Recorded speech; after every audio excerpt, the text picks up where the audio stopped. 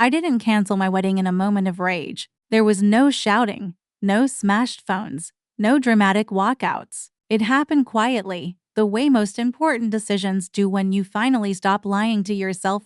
My name is Peter. I'm 38. For most of my life, I believed commitment meant endurance. You stay, you fix, you compromise.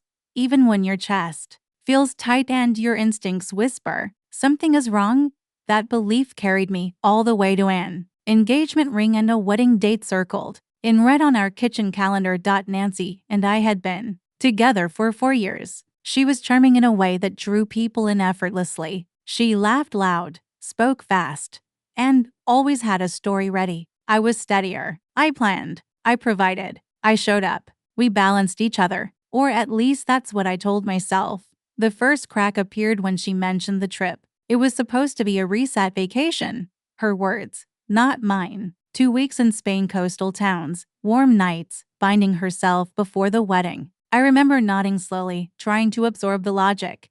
I just need to clear my head a bit before the big day, she said. Eyes bright, voice upbeat. You get it, right? I did not get it, but I didn't argue. Not then. It wasn't until 3 days later that I found out who was going with her. Mark. She said his name like it was nothing. Her ex, the artist with the tattoos and long weekends in Berlin. The guy who once crashed his motorcycle and showed up at her door bleeding and barefoot. She told me that story on our second date.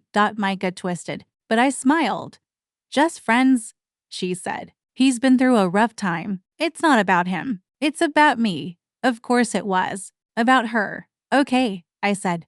And that was all. I told myself trust was the foundation of everything. I told myself I wasn't going to be that guy, the controlling fiancé, the jealous man. She deserved her independence. I didn't sleep the night before she left. I laid there staring at the ceiling while Nancy packed. She was humming, folding sundresses I'd never seen before into her suitcase. She slipped in a new pair of sunglasses, a paperback romance novel, and her favorite perfume. I didn't ask questions. The next morning, I carried her back to the Uber. She kissed me twice on the cheek, once to fast, once to lie down. Said, I'll message when we land. Babe.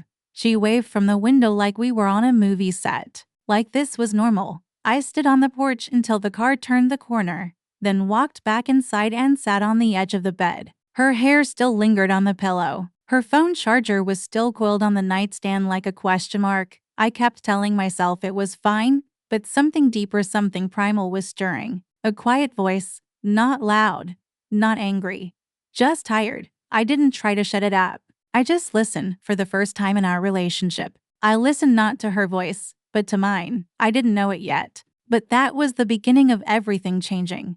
The first 2 days were quiet. Nancy sent photos, sunlit alleys, fresh seafood, her feet buried in white sand. No pictures of Mark, just captions like, wish you were here, and Spain is magic. I responded with thumbs up emojis and simple replies. I played the part, the supportive fiancé, the man who trusts, the man who waits, but something gnawed at the edge of my stomach. On the third night, she didn't message at all. The next morning, I woke up and checked my phone. Nothing. I told myself maybe she was tired, maybe she forgot. I got dressed, made coffee, and went through the motions of a normal day. But it wasn't normal anymore. That evening, while scrolling through Instagram, I saw it. A tag story from a local artist in Valencia, someone she followed years ago. In the background, blurry but unmistakable, was Nancy, laughing, holding a glass of wine. And next to her was a man, tall, shirt half unbuttoned, his arm not on her, but close enough to imply he could if he wanted to. 2 shadows stretched across the balcony wall behind them, intertwined. The caption read, late nights, louder laughs. I stared at that image longer than I should have. Not because I was shocked, but because I was and single quotes t. Later that night, a message finally came from Nancy. Fell asleep early today, was a lot. Love you. Love you. I looked at the timestamp. She sent it an hour after that story was posted. I didn't respond. The next morning, I opened our shared Google Drive folder, the one labeled wedding stuff. Inside were spreadsheets, receipts, vendor contacts, the seating chart, the vows documents she hadn't touched in weeks. I moved silently, like I was defusing a bomb. Calm fingers, Cold heart.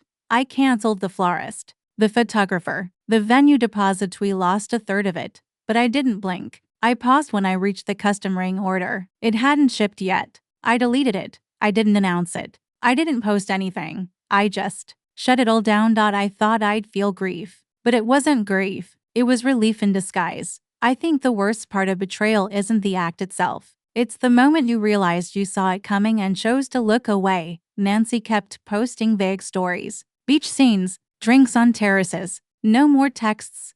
No more check dashins. Mark never appeared directly in a photo. But he didn't have to. He was in the shadows. The ones she didn't crop. I didn't tell anyone. Not my brother. Not my coworkers. I just got quieter. And in that silence, I started to hear my own piece for the first time. People say rage is the loudest feeling. They're wrong. Clarity is. And mine had arrived. It was a Tuesday evening when she finally called. I had just finished dinner, grilled cheese and tomato soup. The kind of meal you eat when you want something simple, comforting, and silent. My phone buzzed, and there it was, Nancy calling. I let it ring twice before I answered.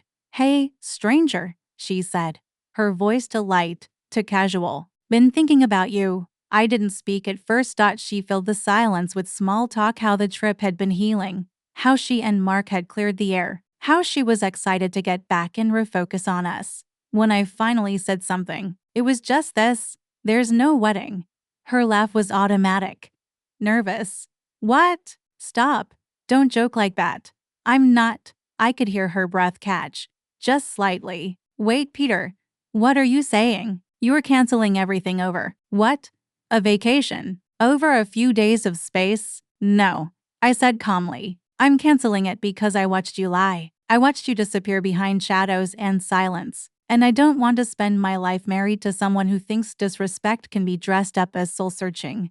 "That's not fair," she snapped, the first crack in her voice. "You didn't even talk to me. You just assumed." "I didn't assume. I observed." She was quiet again. "Is this really it?" she whispered. "You're ending this over photos? Over your own insecurity?" That word, insecurity. It landed like a dead leaf on stone. No weight, no power. "This isn't about insecurity, Nancy. It's about dignity." She started crying then. Not loud sobs, just the kind that come with realizing you've lost control of a story you thought you were still writing. "I made a mistake," she said through tears. "But we can fix this." "No," I said gently. "We can't. Not because it's impossible, but because I don't want to. And that's the part you're not ready to hear." Silence stretched between us like a final thread.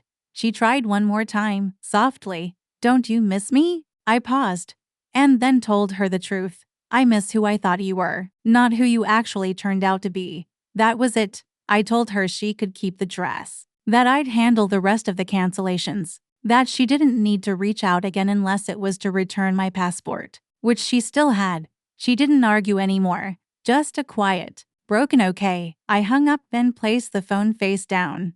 There was no sense of triumph, no fireworks, just quiet. The kind that doesn't need an explanation. I finished my soup.